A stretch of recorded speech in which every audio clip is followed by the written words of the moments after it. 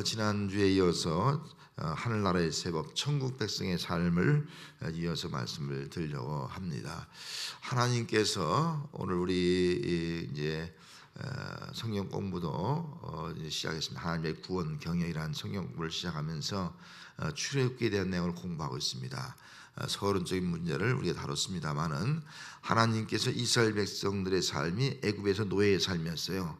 애굽에서 노예의 삶은 정말 비참한 그런 탄식과 고통의 삶이었지 않습니까? 그런데 그런 백성을 이제 구원해서 하나님 나라의 백성으로 삼으시는 거예요. 그래서 새로운 율법을 주고 법을 주고 또 제사를 주어서 하나님의 백성으로 살아가게 한 것. 그래서 노예로 살다가 하나님의 백성, 하나님의 통치를 받는 백성으로 살아가니까 그 이스라엘 백성의 모습은 정말 이제 하나님 나라의 백성으로 훈련받으면서 약속의 땅을 향해서 가고 있는 그런 여정을 이 출애굽을 통해서 우리가 알 수가 있습니다. 그렇다면 오늘 여러분들도 다 예수 믿고 이미 구원받은 줄 믿습니다.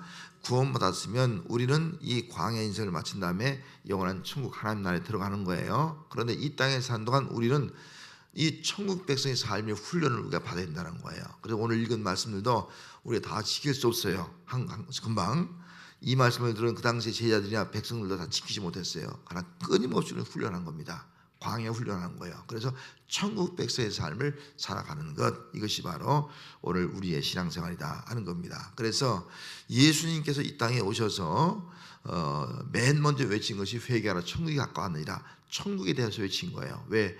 천국 백성의 삶을 살아가도록. 왜? 이 땅의 삶이 너무 비참한 거예요. 이스라엘 백성의 삶이 너무나 비참한 거예요. 로마의 압제 가운데 신음한 백성들에게 천국의 소망을 주면서 천국 백성의 모습을 살아가도록 팔복을 선포하셨고, 이것이 진정한 행복이다 선포하셨고, 또 천국 백성으로서 행복한 자로서 어떤 삶을 살아갈 것이냐 하는 것에 대해서 말씀을 하고 있는 겁니다. 오늘 두 번째 말씀, 먼저 지금 마가복음 5장 36절에서 38절까지의 내용을 읽었습니다. 자, 어떤 분이 신학자인데 아이언사이드 박사님이라는 분이 계신데, 그분이 교회에서 회의를 진행하게 됐습니다. 회의를 진행하는데 갑자기 한 청년이 일어나서 벌떡 하는 말이, 목사님 법대로 합시다, 그렇게 주장하는 거예요. 우리 노예에서도 회의하다 보면요, 어떤 사람 법이요 그런 사람이 있어요. 법대로 합시다, 그런 사람이 있어요. 법대로 하자니까, 그럼 회의하던 것이 다 끝났어. 회의할 것도 없어. 법대로 하니까 원하는 그대로 하니까 회의도 안 돼. 그냥 끝이요. 그 애써서 연구하고 또 고민해서 어떤 것들을 개선하기 위해서 올렸는데 법대로 합시다. 그래. 얼마나 황당한지 몰라요. 그냥 끝나는 거예요. 법대로 하면.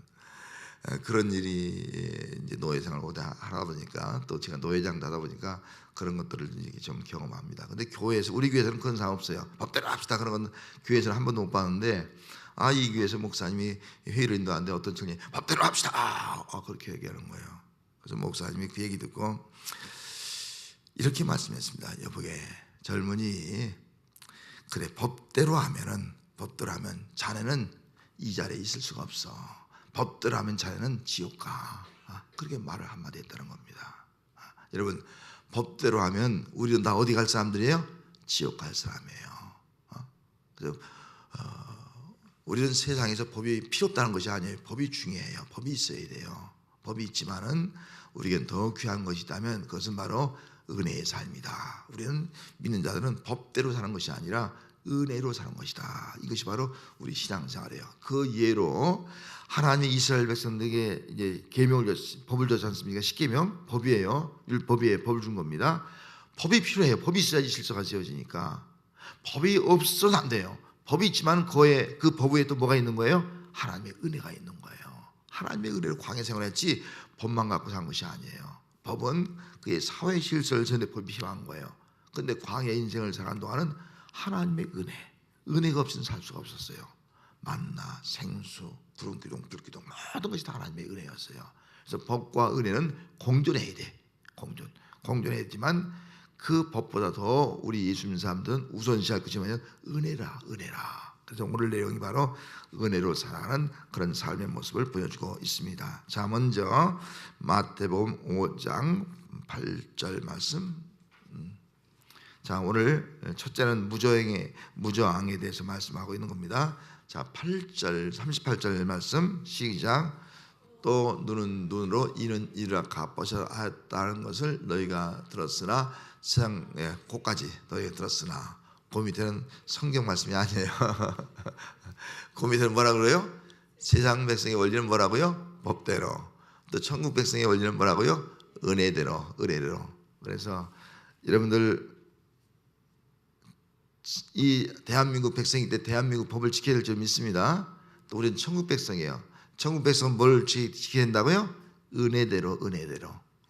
그럼 우리 교회에서 하는 일들은 다 뭐예요? 예? 은혜로 하는 겁니다. 은혜로. 이것이 바로 우리의 삶이다 하는 겁니다. 그런데 우리의 천국 백성이 되었다고 하면서도 세상 사람들처럼, 세상 사람들은 무조건 법이에요. 안 되면 법으로 가는 거예요. 죽어나 법대로 사는 거예요. 모든 거 다 법대로 심판하는 겁니다. 그걸 강조해요. 그런데 우리가 교회에서 신앙생활하면서 우리는 천국 백성이에요. 천국 백성은 법대로 하는 것이 아니라 은혜로 살아간다. 이게 천국 백성의 모습이에요. 그래서 신앙생활은 은혜로 하는 거예요. 교회 생활은 은혜로 하는 건 줄 믿습니다. 만약에 우리가 은혜로 신앙생활하지 않는다면은 어떻습니까? 우리는 다른 사람의 그 잘못한 것, 죄만 보면 뭐예요? 심판이에요, 심판.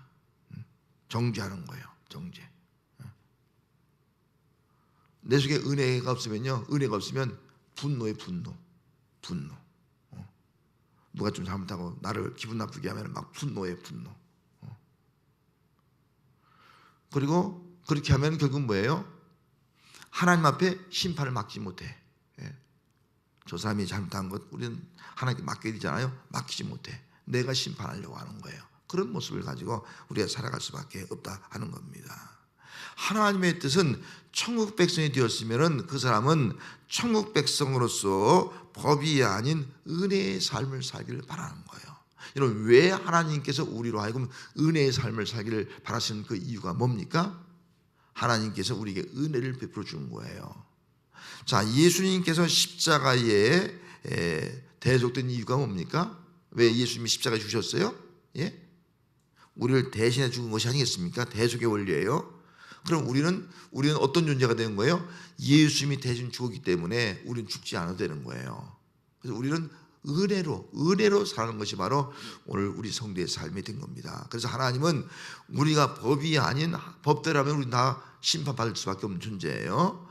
하나님의 은혜로 말미암아 우리를 구속해서 이제는 하나님의 백성으로서 하나님의 은혜 가운데 살아가도록 하기 위해서 예수님이 이 땅에 오셔서 내 대신 십자가에 죽으시고 내 모든 죄를 다 사해 주셨던 것입니다.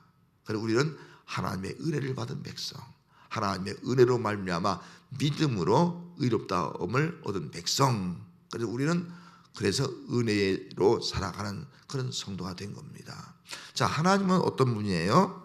하나님은 누가복음 6장 36절 말씀에 보면 이런 말씀이 기록되어 있어요. 너희 아버지의 자비로우신 같이 너희도 자비로운 자가 되라. 하나님이 어떤 분이라고요? 자비로우신.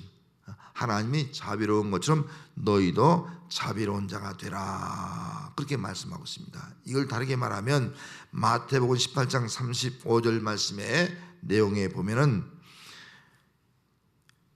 너희가 각각 마음으로부터 형제를 용서하지 아니하면 나의 하늘 아버지께서도 너희에게 이와 같이 하시리라. 은혜 받은 백성이 형제를 용서하지 않으면 하늘 아버지께서도 너에게 그렇게 할 것이다. 그런 아주 두려운 말씀하고 있습니다. 이 말씀을 강조하는 이유가 뭐예요? 너희가 하나님의 은혜로 용서함 받았듯이 이제 너희도 하나님의 은혜 받은 그대로 은혜의 삶을 살아라. 용서의 삶을 살아라. 그렇게 말씀을 하고 있는 겁니다. 자, 하나님은 자비로우신 하나님, 우리에게 은혜를 베풀어 주신 하나님, 그 하나님은 우리 모든 성도들이 천국 백성으로 이제는 은혜의 삶을 살기를 바라고 있습니다. 여러분, 그렇다면 정말 내가 하나님의 은혜를 받은 자로서 은혜의 삶을 살고 있느냐 하는 거예요. 은혜를 받았음에도 불구하고 그 은혜를 모르는 그런 삶을 살고 있지 않느냐. 우리가 달란트 그 비유에서도 있지 않습니까? 정말 몇 달란트 그 데나리온 빚진 받은 사람이 탕감을 해주는 것과 또 어떤 사람이 어떤 사람이 몇백 달란트를 빚을 졌어요. 그래서 그 사람이 주인이 다 탕감해 줬어요. 근데 나오다가 자기의 빚진 자 몇 데나리온 빚진 자를 만난 거예요. 왜 빚 안 갚냐고 그 사람을 때리고 막 그러지 않습니까? 그런 비유를 예수님이 들었지 않습니까? 이게 우리 모습이 아니라는 거예요. 엄청난 은혜로 다 우리는 탕감 받았어요. 은혜 받은 거예요. 그런데 다른 사람에게는 조금 더 은혜를 베푸지 못하는 거예요. 이런 모습을 가지고 우리가 살아가고 있지 않느냐 하는 겁니다. 여러분, 우리는 하나님의 은혜를 받은 자가 이미 된 줄로 믿습니다. 그래서 우리는 은혜를 베푼 자의 삶을 살아가야 된다는 겁니다. 은혜 베푸는 자. 그래서 은혜 베푸는 자의 모습을 성경에서 한 사람 그냥 예를 든다면은 요셉을 찾아볼 수 있습니다. 장세기 50장에 보면은 이제 요셉이 그의 아버지가 돌아갔을 때 그 형들이 그렇게 말해요. 두려운 거예요. 요셉이 우리를 향해 보복할까봐 자기를 미워하고 과거에 그리고 자기를 죽이려고 하고 노예로 팔은 그 죄가 있지 않습니까? 아버지가 돌아가시자마자 불안한 거예요. 그래서 요셉에게 그렇게 말해요. 아버지가 돌아가기 전에 우리에게 이렇게 말씀했다. 우리의 허물과 죄를 다 용서하라. 아버지가 그렇게 말씀하시고 돌아가셨다. 그렇게 말하는 거예요. 두려우니까. 그 말을 들은 요셉이 두려워하셔서 내가 어떻게 하나님을 대신하겠습니까? 내가 어떻게 형들의 죄를 내가 심판할 수 있겠냐는 거예요. 그럴 수 없다는 겁니다. 내가 어떻게 하나님을 대신할 수 있겠습니까? 그러면서 정말 은혜로 다 은혜를 베푸는 거예요. 다 용서하고요. 형님들 걱정하지 마세요. 형님들 자녀 내가 기르겠습니다. 형님들 모든 거 다 내가 다 더 돌보겠습니다. 더 은혜를 베푸는 거예요. 더 걱정하지 마세요. 그래서 더 큰 은혜를 보복을 두려워하는 형들에게 더 큰 은혜를 베풀어주는 그런 요셉의 모습, 이것이 바로 정말 법대로 하면 형들 심판해야죠. 아버지 돕겠다, 내가 총리겠다, 그냥 감옥에 집어넣든지 마죠, 해야죠. 근데 그렇게 하지 않았어요. 은혜로 은혜로 나는 심판하고 할 것도 아닙니다. 그 하나님 속 아니지 내가 하나님 대신해서 형님들 죄의 허물 심판할 이유가 없습니다. 형님들 자녀 걱정한테 다 기르겠습니다. 다 돌보는 거예요. 이게 의뢰의 삶이에요. 여러분, 우리는 의뢰의 삶을 살아가는 성도가 되어야 할 줄 믿습니다. 자, 은혜를 베푼 삶이 어떤 삶이냐? 여기 몇 가지로 오늘 본문에 보면 먼저 39절 말씀에 뭐라고 말씀하고 있어요? 39절 뒤넘겨서 같이 읽습니다. 나는 너에게 이르노니 악한 자를 대적하지 말라. 누구든지 내 오른뺨을 치거든 왼편도 돌리며. 오른팔을 딱 치면 어떻게 하는 거예요? 왼뺨도 대라는 거죠. 그럼 왼뺨을 대면 어떻게 딱 쳤다가 왼손으로 딱 이렇게 치는 거래요. 근데 이스라엘 백성에게 있어서 그 당시에 이 가장 모멸적인 거냐면 이렇게 치는 게 아니라 이 등으로 치는 게 가장 모멸적이라는 거예요. 그 당시에. 그러니까 딱 때렸다가 이걸 딱 치면 이거는 모멸적인데 이건 최악의 모멸이에요. 멸시하는 행동이라는 거예요. 여러분, 그렇게 이것도 속상한데 이렇게 딱 대각선 쳐라, 이런 모멸감을 당할 수 있겠냐? 이건 우리가 할 수 없는 거죠. 한 대 때렸으면 나도 한 대 때려야지. 저도 한 대 맞으면 한 대 칠 것 같아요, 기분이. 근데 한 대 때릴 때 이쪽도 한번 때릴 때 어떻게 될 수 있겠냐? 이게 천국 백성의 삶이라. 이건 우리가 안 돼요, 쉽게. 아이고, 예수님이 너무 어려운 거 말씀하시는 것 같아요. 그런 훈련을 하라는 거예요, 우리가. 같이 맞대응하지 말고, 무저항이죠. 같이 대응해서 오른손 때리니까 한편으로 딱 때리고 말이죠. 그렇게 하지 말고 오히려 왼편을 때리라는 거예요. 그러면 뭐 더 이상 싸울 일이 없잖아요. 다툴 일이 없는 겁니다. 내가 한번 한 걸음 물러서면 된다 하는 것을 보여주고 있는 거예요.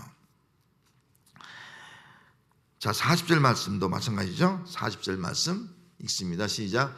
또 너를 고발하여 속옷을 가지고자 하는 자에게 겉옷까지도 가지게 하며. 여러분, 이스라엘 백성들의 겉옷 우리가 알잖아요. 두루마리 긴 옷 아니겠습니까? 속옷까지 달랬는데 겉옷까지 주는 거예요. 뭐 지금도 우리가 옷이 귀하지만 그 당시에 옷이 얼마나 귀해요.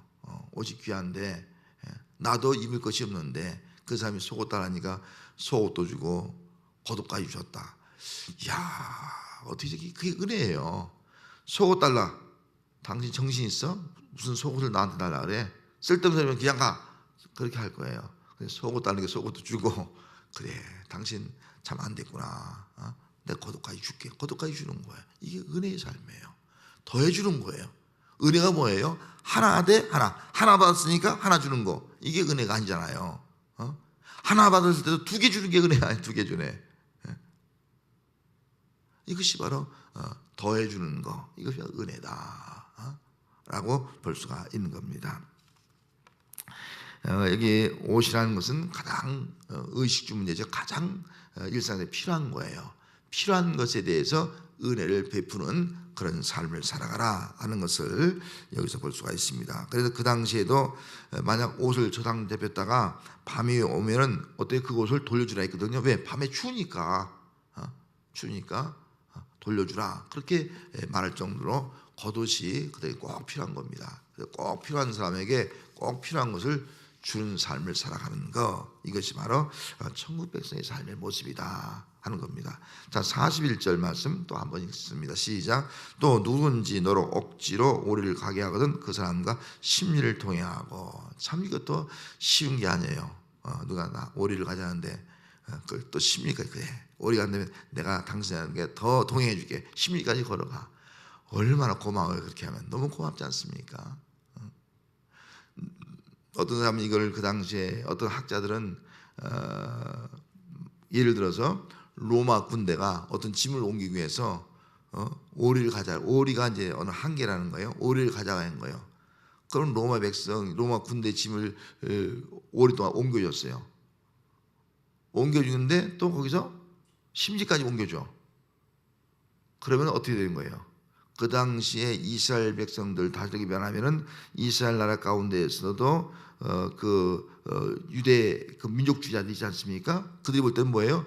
배신자예요, 여러분들. 배신자. 왜 로마를 위해서 옮겨줘? 옮겨주지 말아야지. 오리가 더 오리를 옮겨달라도 옮겨주지 말아야지. 그걸 침리까지 옮겨줘? 정신 나가면 너 매국자야. 막 그런 그 손가락질을 받을 수 있는 것이 아니겠습니까? 그러니까 원수까지도 어떻게 보면 원수 같은 사람에게도 어떤 친절을 베풀 수 있는, 더 친절을 베풀 수 있는 그런 모습을 여기서 말씀을 해주고 있는 겁니다. 여러분, 누가 나에게 당신 나가 시간 좀 내죠. 그래서 한 10분만 시간 내죠. 커피 10분만 시간 내자면 몇 분 내줘야 돼요? 그래, 내가 20분 시간을 배려해주는 거, 배려하는 거, 더해주는 거, 이것들이 얼마나 좋은 미덕이냐 하는 겁니다. 그리고 또 42절 말씀도 좀 더 어려워요. 42절도 같이 한번 읽습니다. 시작.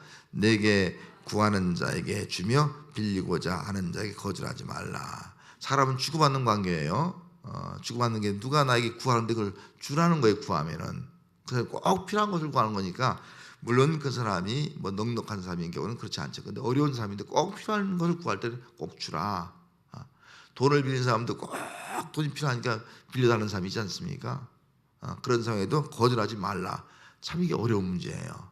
근데 교회 안에서는 할 수 있는 돈을 빌려달라고 하지도 말고 하여튼 돈을 안 빌려주는 것이 좋긴 좋아요. 돈을 만약 누가 나에게 100만 원 빌려달라 그러면은 내가 거절하기 어려우면 100만 원 빌려주는데 받을 생각하지 말고 빌려주면 돼요. 받을 생각하지 말고 주면 감사하고 안 줘도 그래 내가 구제한다 치야지 그런 마음을 주고 빌려주면 괜찮아요. 그런데 빌려주면서 당신 내가 100만 빌려주니까 이자 5% 쉬는 거다. 그래서 갚을 때는 120만 원 갚아야 돼. 이런 식으로 해서는 안 된다는 거죠. 은혜를 베푸는 사람, 하여튼 어려운 사람에게 은혜를 베푸라는 거예요. 은혜를.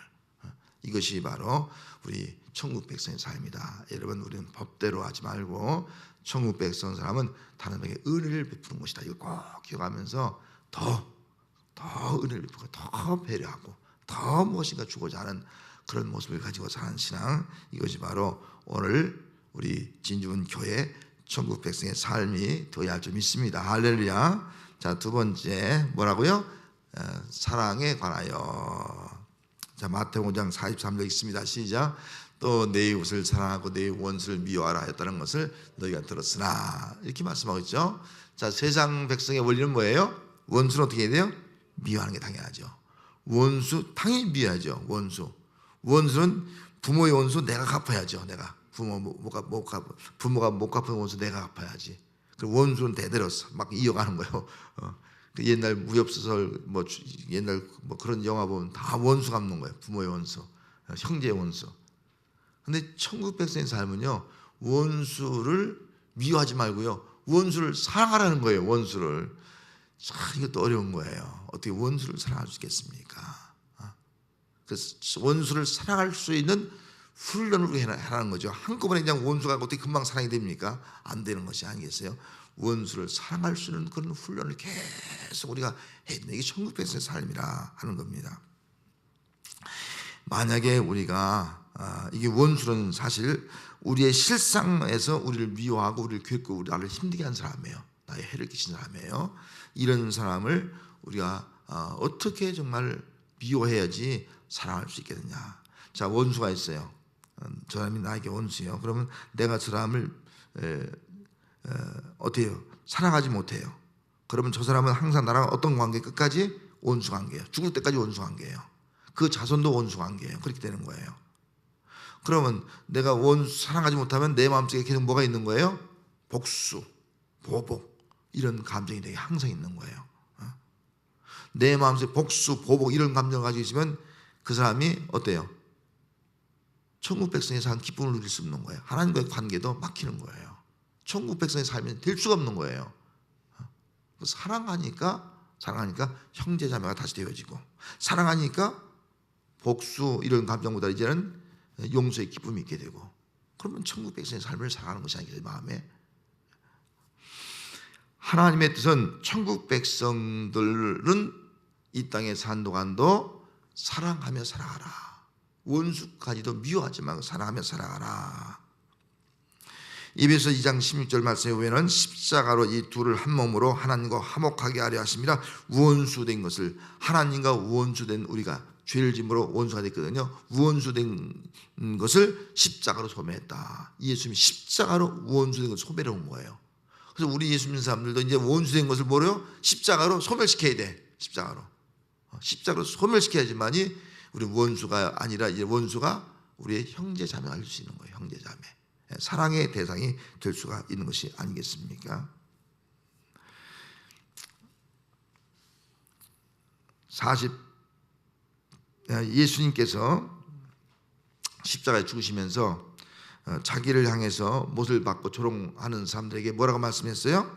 아버지여, 저희의 죄를 사하여 주옵소서. 자기 하는 것을 알지 못합니다. 십자가로 원수된 걸 소멸하면서 저희의 죄를 용서해달라, 사해달라. 예수님이 그렇게 기도하지 않습니까? 그런 사랑을 우리가 받은 자들이에요. 자, 44절 말씀 있습니다. 시작.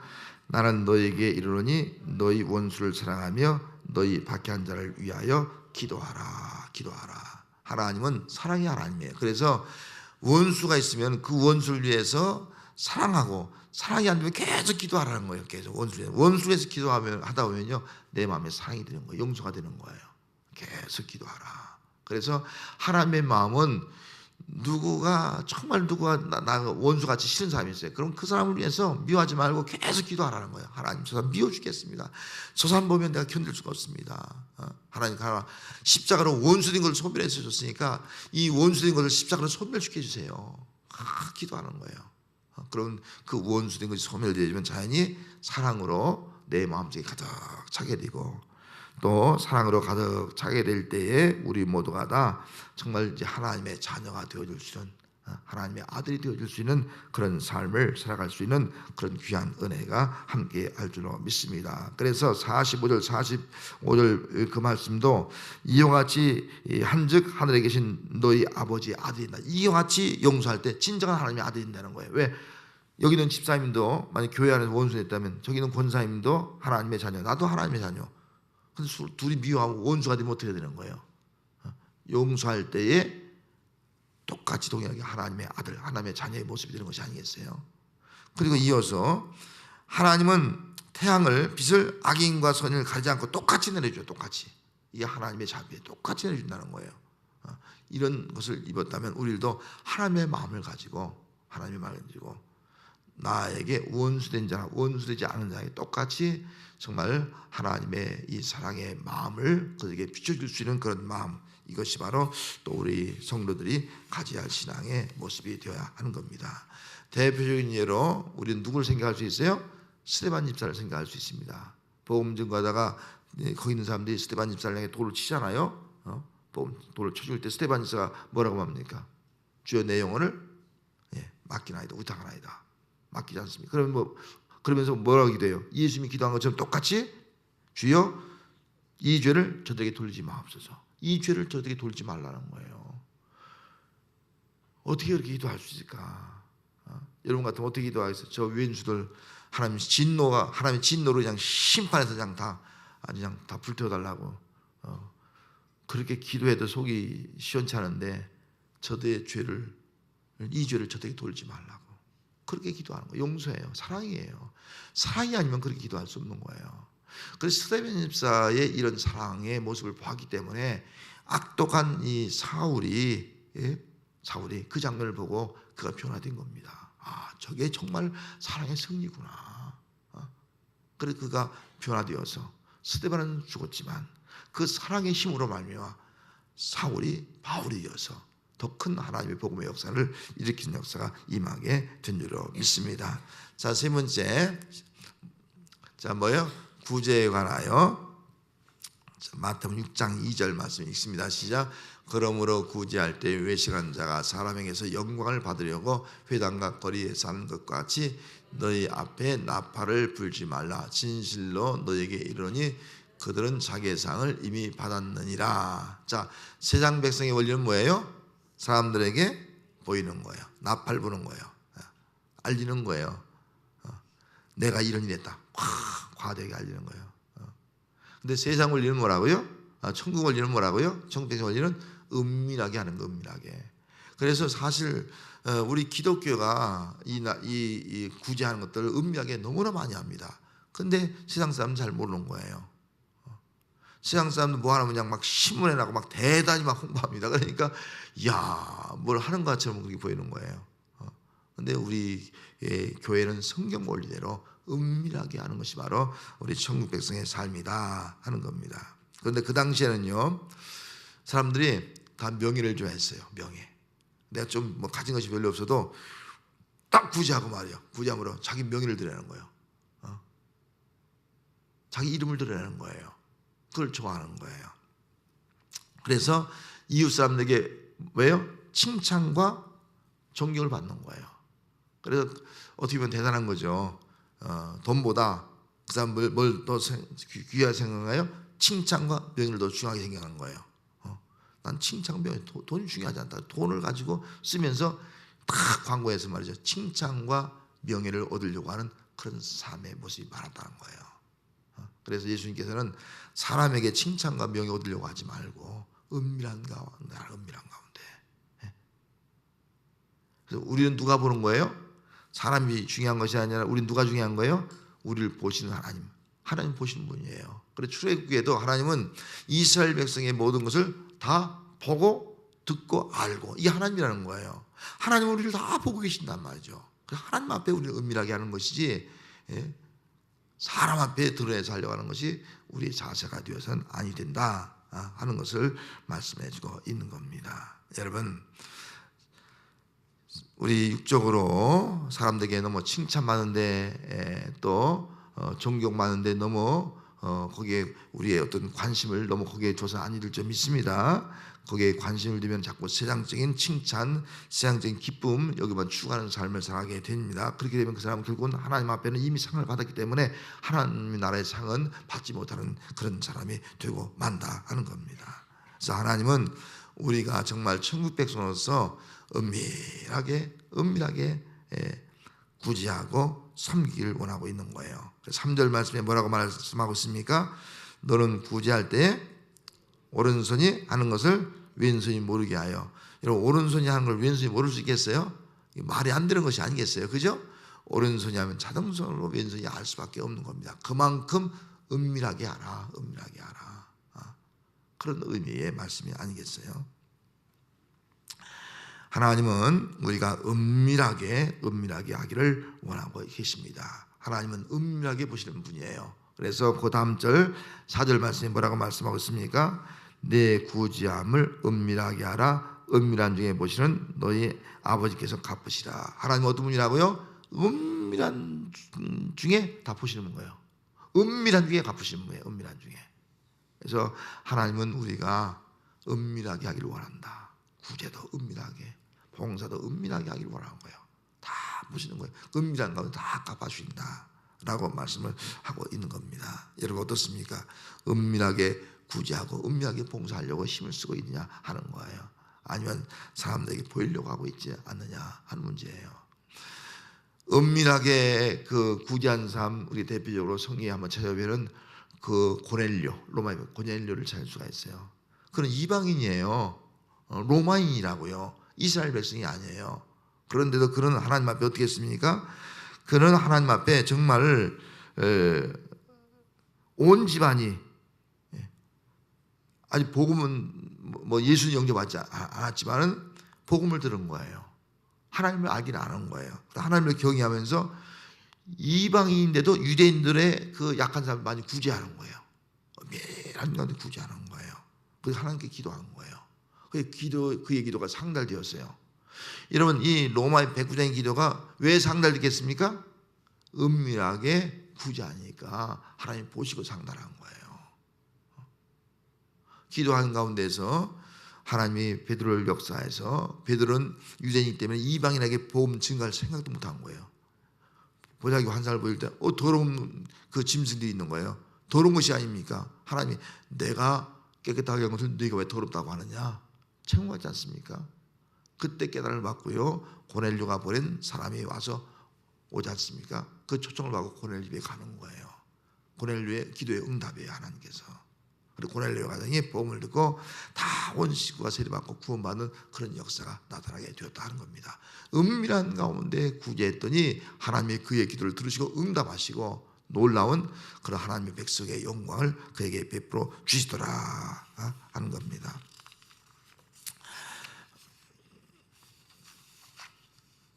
오늘 천국 백성의 삶을 크게 세 가지로 한번 살펴봤습니다. 여러분 천국 백성의 삶의 모습, 어쩌면 예수님의 삶의 모습이라고 볼 수 있어요. 우리가 이대로 다 한꺼번에 이대로 다 실천을 우리가 할 수 없다 할지라도 항상 우리는 어떤 삶? 세 가지. 은혜를 베푸는 삶, 할렐루야. 은혜를 베푸는 삶. 또 어떤 삶? 사랑의 삶, 사랑의 삶. 또 어떤 삶? 은밀하게 구제하는 삶. 이런 삶을 우리가 살아갈 수 있도록 우리가 힘쓰고 또 영적으로 자꾸 연단해서 그런 삶을 살아갈 수 있는 진정한 천국 백성의 모습이 되어지고 천국 백성의 기쁨을 누리는 그런 성도가 되어야 할 줄로 믿습니다.